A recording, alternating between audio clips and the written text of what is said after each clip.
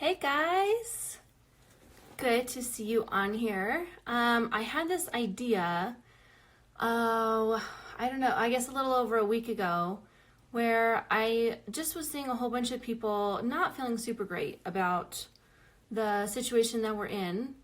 And so, actually, I'm gonna have Ashley join me, and she just got on. Hi, Ashley. Coming on right now, pretty sure. Okay, it's connecting us. Hello. Hello, there you are. Here I am. It's me. What's up? Hi, how are you? I'm doing very well. Thank you. Good. Okay, so I just want to say for people watching, we did not script this at all or plan what we're going to talk through or anything. So it's just going to be conversation. And the reason I wanted to do this was because I noticed a lot of people getting kind of down on social media, saying that especially with having so much extra time on their hands, they're on social media more, comparing themselves more to other people, and all kinds of stuff that I think will come out as we're talking. But I thought, you know what? I wonder if we could just humanize everybody again just by talking, because you and I are both fitness influencers, and I think that people kind of can put us on a pedestal and think that we've got extra things figured out that they don't have. So I just want to talk about what you're dealing with, how things look for you, and how we both feel day to day. Right. That's a really good topic, and that's a topic I really feel strongly about. First off, comparing yourself to other people. Please realize anytime you see somebody on social media, whether it be a picture, a video, or a caption, 9 times out of 10 they're giving you their best. Okay, they're giving you angles that are the most flattering. They're giving you the best lighting, because nobody wants to post photos and videos where they look like complete crap, which, 99% of the time we look like normal people. But yeah, just always realize that they're always going to give you their best angles, their best lighting, just for the best photos, right? And I'm not, nitpicking on anybody in particular. I mean, I do it too, because I'm not going to post like a photo where I'm like, I look bloated in this one, But just keep that in mind. And as far as like having difficult days and going through hard times, I try to speak out on that every once in a while. I try to, let people know, like, sometimes like I have days where I don't feel like working out, and some days I don't.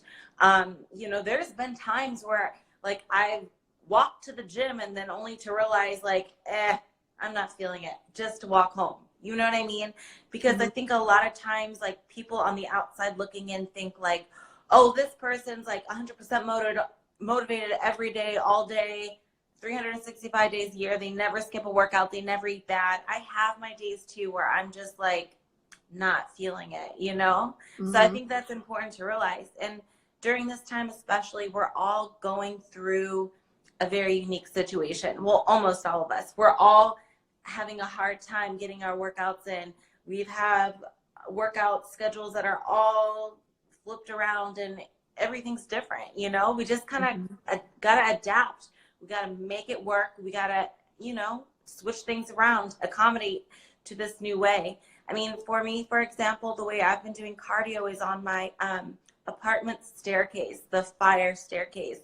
No one uses the stairs. There's 12 flights of stairs. I run those things every other day for like 40 minutes. And that's like my way to like adapt, because usually I would be at Santa Monica running the stairs or on the treadmill at my gym.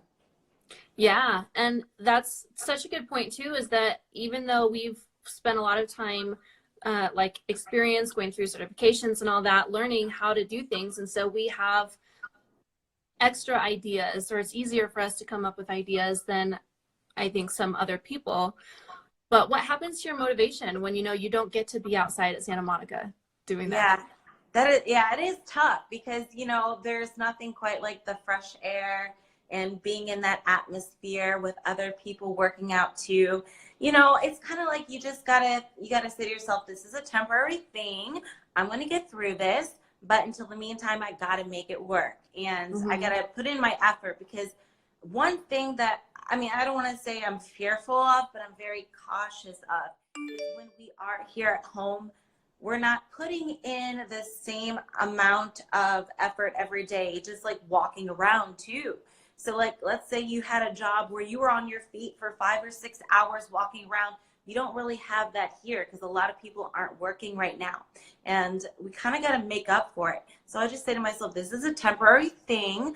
I'm going to get through this, but I don't want to get like backtracked. I'm kind of fearful of backtracking or getting like, pushed back, like take 2 steps or take 1 step forward, 2 steps back kind of deal. So I just am very cautious of that. And I try to hold myself accountable. I do weekly check-ins still with my coach, even though I'm not sure when the next show will be for me.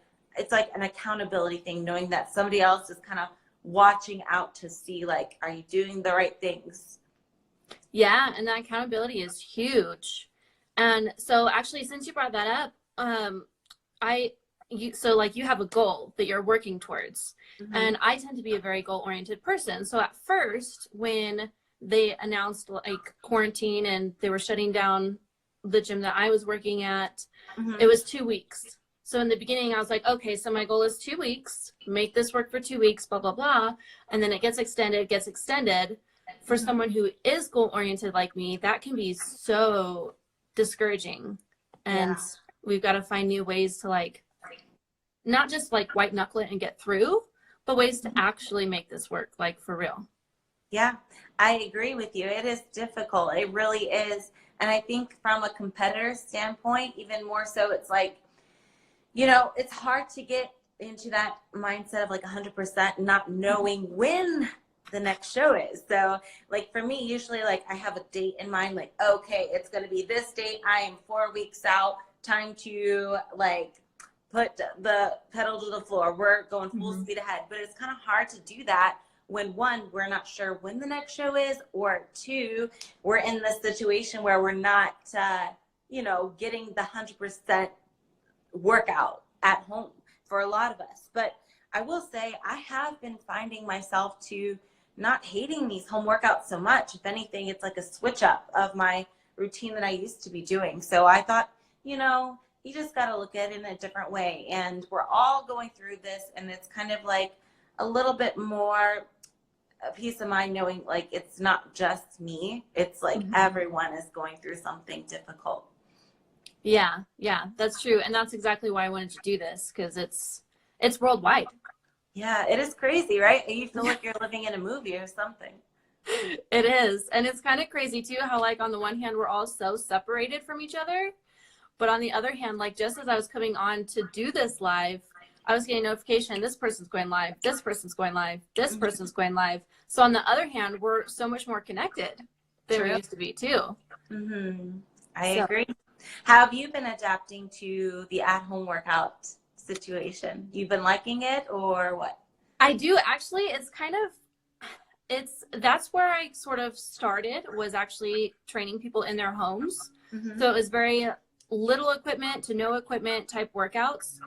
So I hadn't been doing those for a very long time, but it's where I started. So it kind of feels like going back to my roots and feels like a fresh start for me. I actually went through a super rough year last year, and I just looked at it as like, you know what? My entire slate got wiped clean. I have a new beginning. And so on some levels, it feels like, and this is the perfect place to start, back at my roots.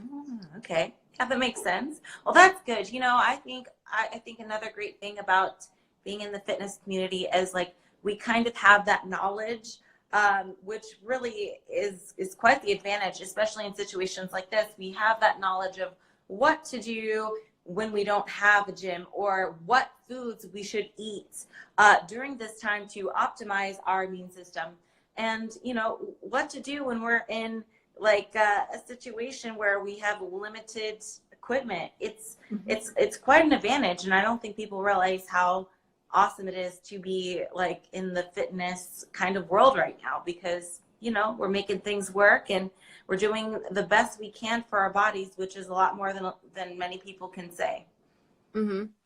Yeah. And actually, so bringing up food, I know right now, at first, I kind of looked at it as like, okay, I'm on like a 2-week staycation. And Yeah. so I sort of just like relaxed everything, relaxed my eating, relaxed my schedule. And so that's why when it got extended, it's actually kind of hard for me because I don't mind relaxing now and then, but I know I'm going to go back to my routine. I'm going to go back to normal. And that was kind of a weird thing. And then there's a lot of emotions. And I know I work a lot with women who have some kind of disordered views about food. So not necessarily like diagnosed eating disorders, but just like emotionally eating or thinking, oh, I'm having a rough day, I deserve this cupcake, or things kind of like that. You know what I'm saying? Mm-hmm. Have you noticed any of that happening with you where like you're just not feeling like cooking today or whatever it might be and kind of letting things go? So for me, even more so important than the workouts themselves is my diet, because I know that I'm not getting the steps that I would be normally. And I'm a person who tends to get fluffy fast. Like if I don't keep myself in check, I will put on fluff. So I've been super careful about my diet actually.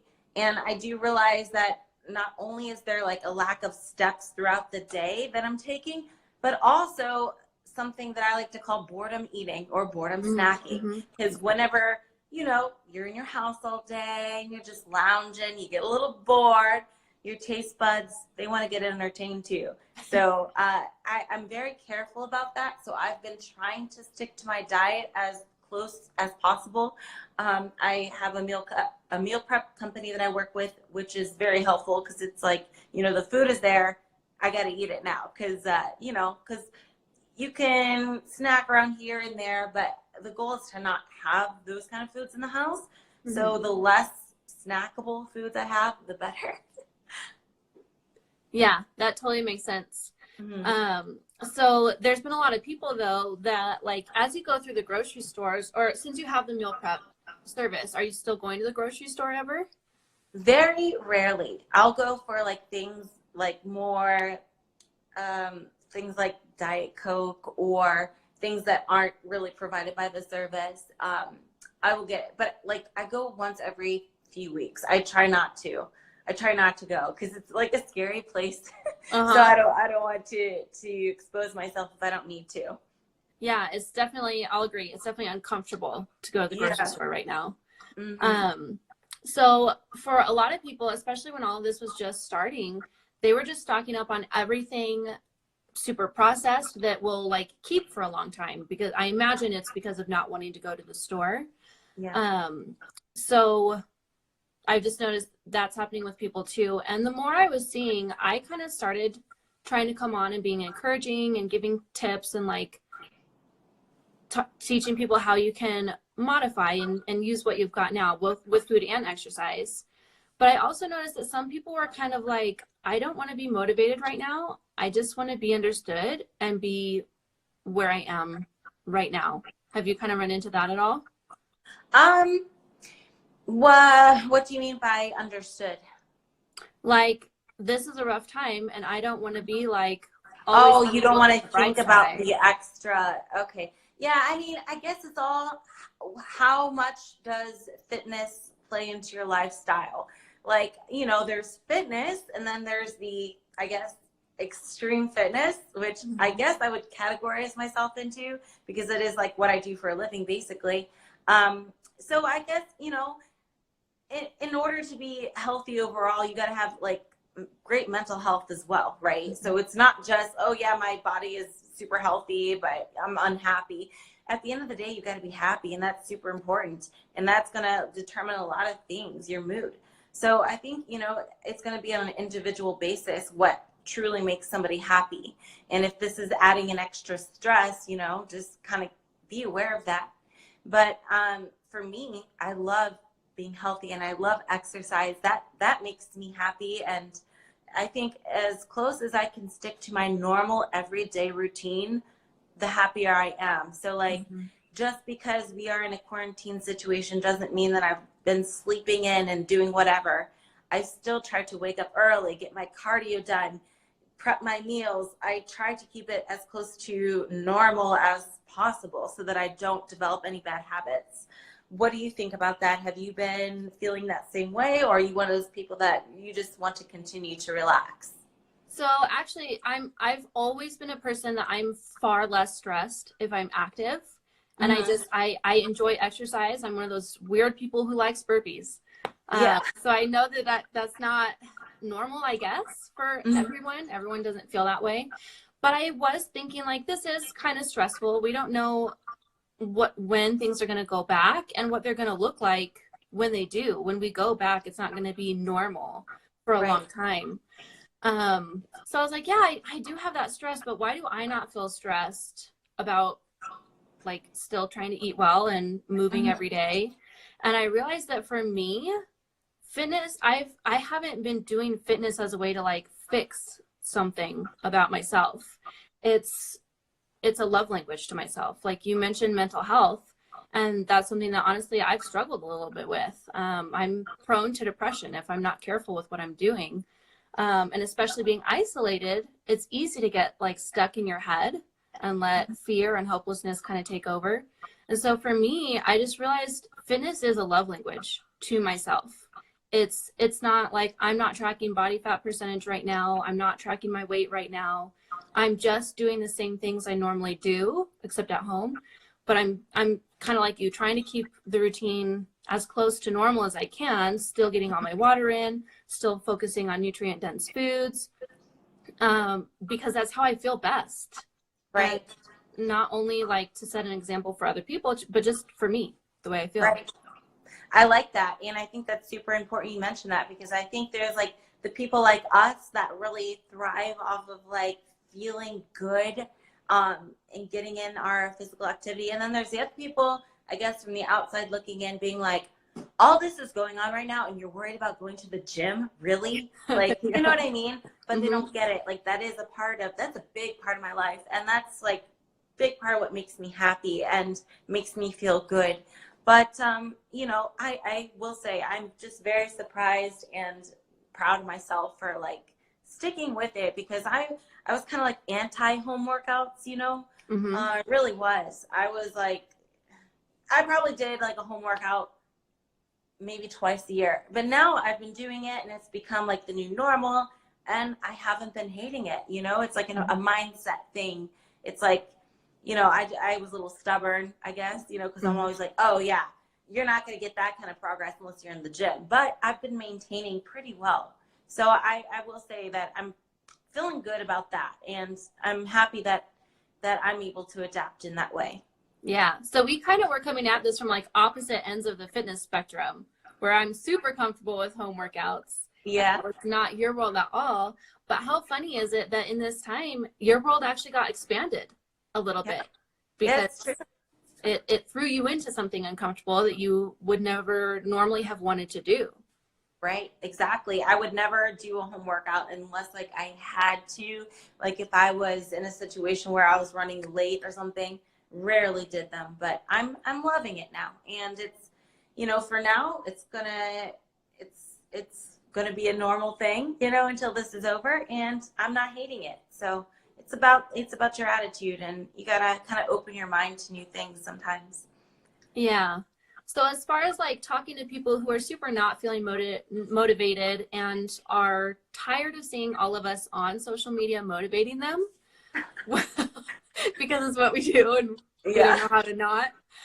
What would you say to those people? I'm actually feeling a little bit lost there. Like, I want to motivate you because you can turn this into a positive. It is positive in many ways, not to be callous in the ways that are really hard and what people are going through. Right. But like you said, it's about your mind. How can we communicate that in a way that will allow people to be where they are and just make little changes?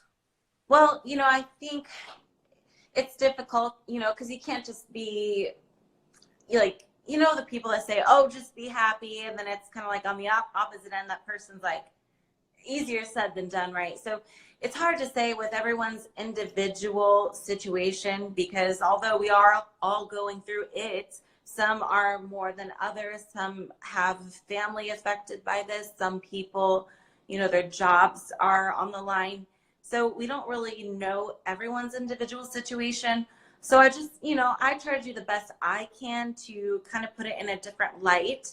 And I will Mm-hmm. say, if anything, and if anybody does find themselves like in a negative headspace because of all this, is I would say to block out as much negativity as possible, whether that be something you see on TV constantly, or maybe that's like somebody you follow that is just not making you feel good after viewing their content, or talking to somebody that's very, you know, down in the dumps all the time and kind of spewing their negativity on you, whether that be over FaceTime or text, I don't know. But I would say, try to get as much of those types of negative, feelings away from you. Of course, stay informed, but don't obsess over the negative. I know that's so hard to do. It's easier said than done, but like, just guide your thinking in more a positive light and start to watch and expose yourself to more positive things. Yeah, I love that. And that's so, like you said, it's not always easy, but on the other hand, it's simple though. It's simple to do, because there are so many people online still finding the positives in this situation.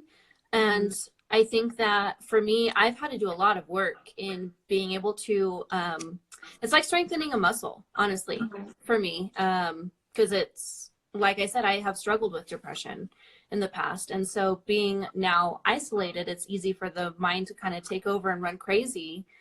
So I've had to do a lot of work to be able to find ways to find the positive. And then now it's just because I've done that work, it's kind of just what happens now. It's like we've rerouted neural pathways so that it becomes just how I operate. And those things are simple to do. So I guess that's what I would hope that people can get from this, is not that you and I are some kind of special kind of human, but that we we go through the same life that they do, and we just figure out how to make it into what we want, and that they all have that power too. Yes. And if anything too, to put it in a blunt way, we can all kind of let ourselves succumb to all the negativity and let ourselves go physically and eat whatever and not exercise because we're making excuses. Everyone has an excuse of why they can't do something, right? But instead of making excuses, we should make solutions, just as I did at the stairs to find cardio. So I guess instead of putting your effort towards excuses and convincing yourself and everyone else why you can't do this, start to think of solutions how you can. Yeah. And you mentioned earlier too that you're still talking to your coach. I think people don't realize that too, that we have coaches too. Yeah. Just because we know this stuff doesn't not mean we're trying to do this on our own. But so talking about a coach, you have accountability, you have somebody who to do this with you, so that you're not alone in trying to do this. So even if like it might be a coach or a friend or family member to check in with or something, but just know that even though you're alone in your house, maybe you're not alone. Exactly. Yeah. Very beautifully stated. Thank you. Well, awesome. I super appreciate you doing this with me. I think this is helpful for me too, to just kind of even just to check in with people, and know that I'm not alone too in what I'm feeling and wondering and going through. So it's helpful for me, and I do think it will be really helpful for people watching. So thank you for taking your time and doing this with me. Absolutely. Thank you for even suggesting this. I thought this was a fantastic idea. Awesome. Thank you. I appreciate that. Okay. Well, I mean, on one hand, we could probably talk about this for hours upon hours. But with all the stuff going on out there too, I don't want to be another distraction for people either. So, is there anything else before we go that you would want people to know? Just that, hey, we don't know exactly when it's going to end, but it will. So just, stay as positive as possible. Yes, that is awesome. All right. Well, thank you again, Ashley. And thank you. Yeah, everybody else, we'll see you later. Bye. Bye.